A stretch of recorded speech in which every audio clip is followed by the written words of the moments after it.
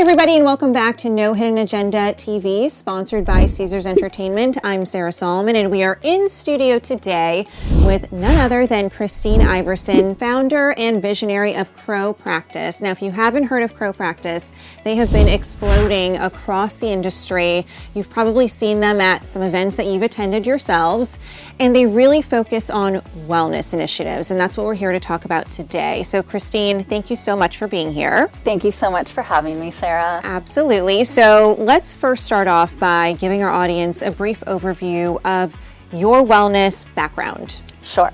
My wellness background, close to 20 years ago, I actually had a mental breakdown, and that started my journey into wellness. So I understood the necessity personally for how important and critical our own self-care is.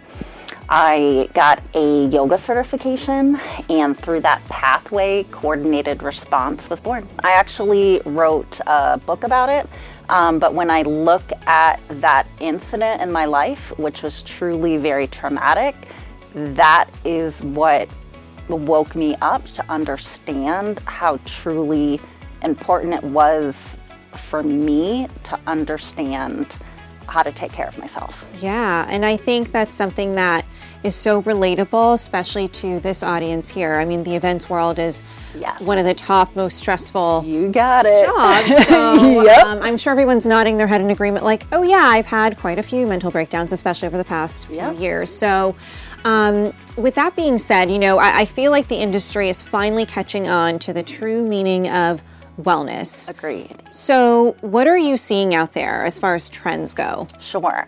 Well, one huge trend by 2027 is mental wellness. Other trends by 2027 is wellness real estate, which is like the homes being efficient, and then wellness tourism. We're seeing a huge surge in wellness retreats, spas, things of this nature.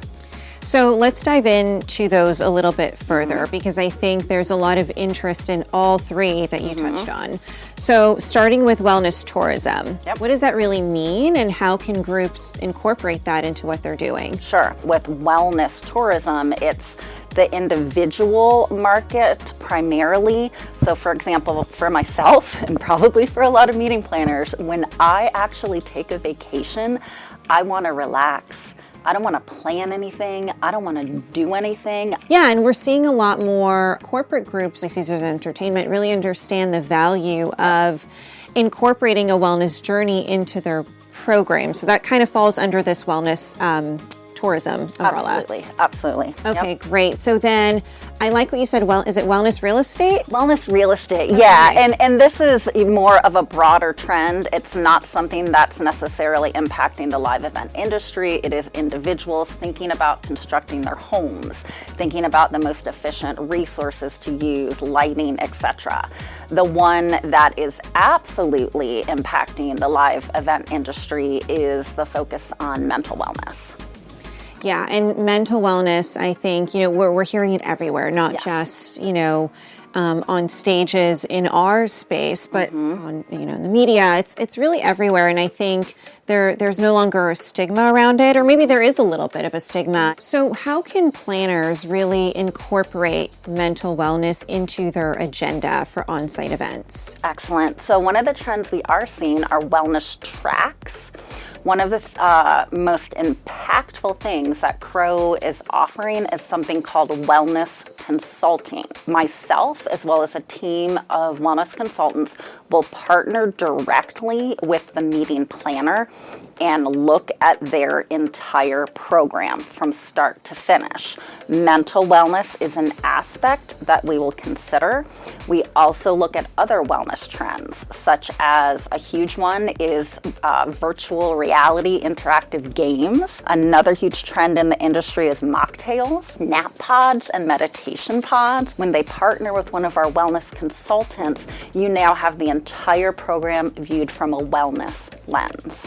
I love that. Are you seeing more men come to the table or attend these activations on site to really participate, or how is that looking? Yeah, so there is a trend with, I'm going to say, well-being and mental wellness for men. Some companies are putting that more on the forefront. Oftentimes, it has been the women leading the charge, all right, when it comes to open, honest discussions about mental health, about mental well-being and self-care. Because if we look at our hierarchical structure, the males are maybe viewed as weak. So in order to remain strong, they're not even going to talk about it. They're not going to address it. They may not want to attend a mental wellness speaker, let's say.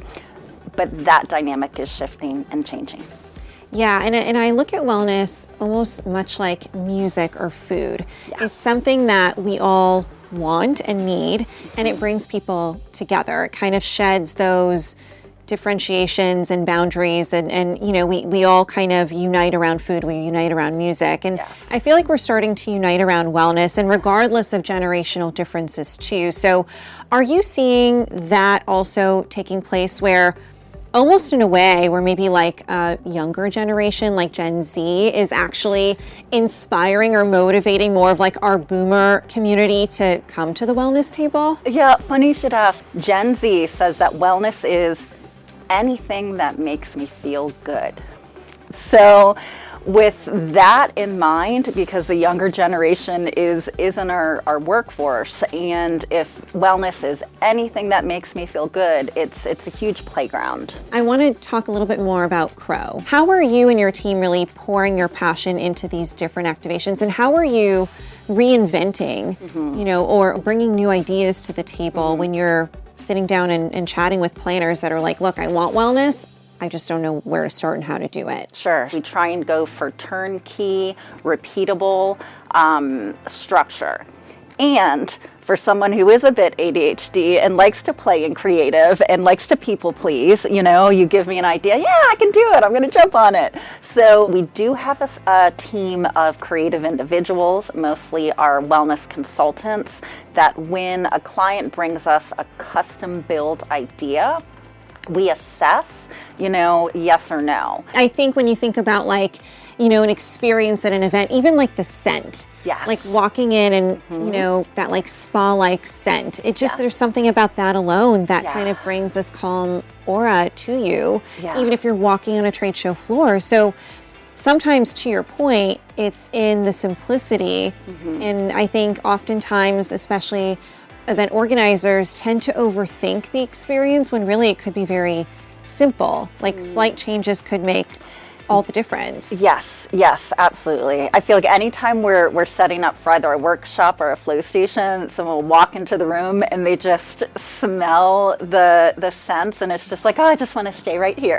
I'm just Exactly. going to sit down and stay right here. We've covered a lot of ground with wellness and kind of the trends and what you're seeing. What's on the horizon? Like, what are you hoping in the next year or so you start seeing more of and more incorporated into our live event community? Yeah, I know Europe is ahead of us in terms of wellness and looking at their event and encompassing wellness throughout.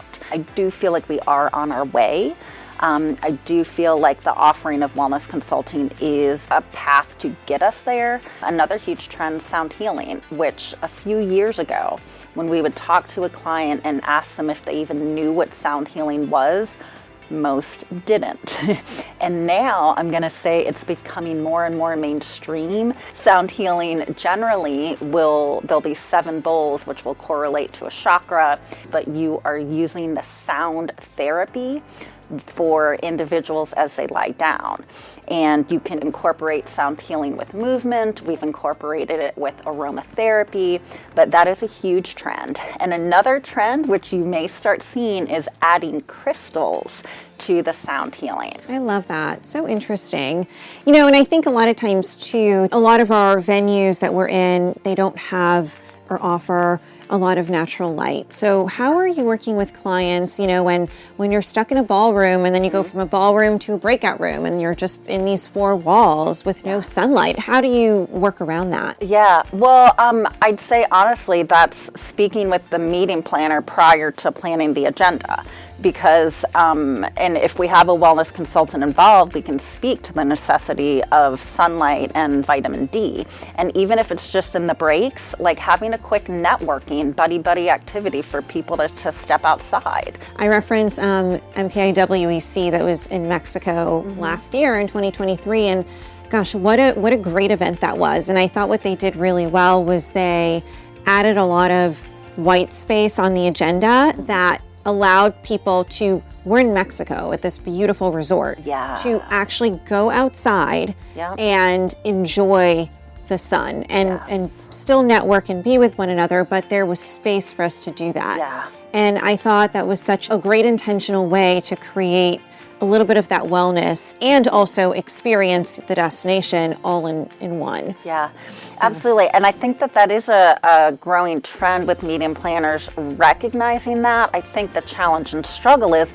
well, I only have this much amount of time and we've got to pack all that in there. And then recognizing the importance of allowing that white space and allowing that extra breathing room and time. One of the trending services is called forest bathing. So how can we take the concept of forest bathing into, perhaps it's in a pool at a hotel or, in their nature.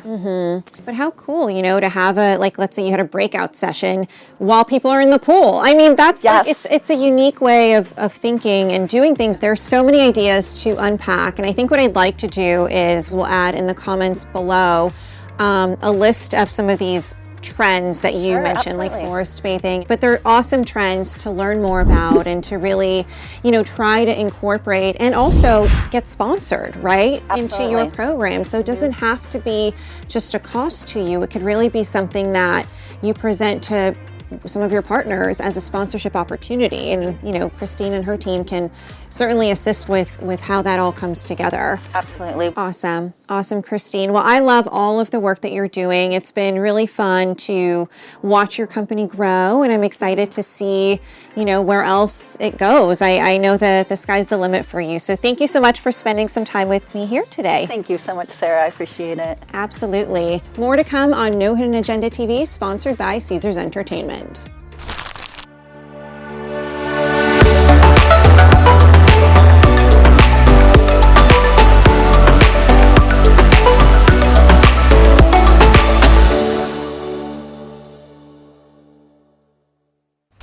You just heard about wellness. Well, another trend that is ever growing in our industry is technology. Here to talk more about technology is Michael Massari. What we've lived through in the past 20 years from a technological standpoint is really, it blows the mind. The iPhone, the information that we have access to, the way that we can communicate, the way we communicate to people that aren't present in the room. It's really mind-blowing. And so as that continues to grow, I think that's really going to be something that influences how we gather. The other thing is that, the mega trends that are affecting the way people live and work, like wellness, continues to be critical and continues to be important. And so that's influencing, I think, how we gather. Mike, thank you as always for your insight. That does it for us on this episode of No Hidden Agenda TV, sponsored by Caesars Entertainment. We'll see you again on March 7th.